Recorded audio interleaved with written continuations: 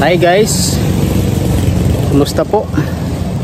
Welcome back po ulit sa ating YouTube channel. At ngayon po guys ay gagawa naman tayo ng isang video, isang content guys ng isang DIY po na tools na gamitin natin pang tanggal po ng mga bearing guys. Kasi napaka-importante po guys dito sa shop guys na meron po tayong tools na pangtanggal po ng bearing. So ngayon po guys, samahan nyo ako guys sa paggawa po ng DIY ng tools na gamitin natin pangtanggal po ng bearing guys. So meron po tayo dito guys na binili po na mga scrap po guys dun sa junk shop guys. Yan po siya guys. Yan, ito po yung gamitin natin guys. Gawa tayo dito guys. Yan, bumili lang tayo dito ng mga ano. Yan po guys. Mga ano po yan, mga bearing at saka iba-iba po guys sa junk shop. Yan po guys, samahan nyo ako guys.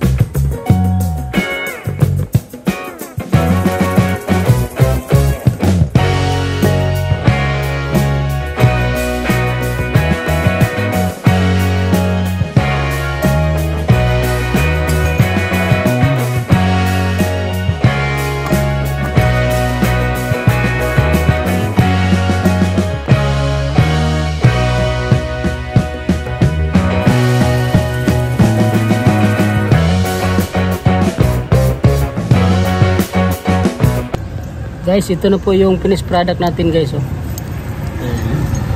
Pangtanggal po ng ano, ng bearing.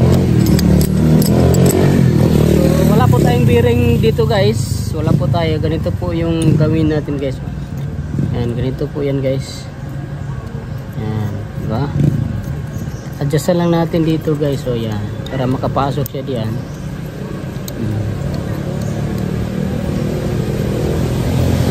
Yan po guys, nakapasok na siya guys. Tapos i-lock na natin to guys, ganyan. Ha?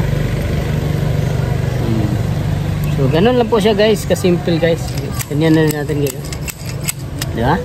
So yan po guys. Maraming salamat po sa inyong walang sawa po na pagsuporta sa ating YouTube channel. Ha? Mabuhay po kayo guys. At hanggang sa muli naman nating video guys. Ha? Bye bye.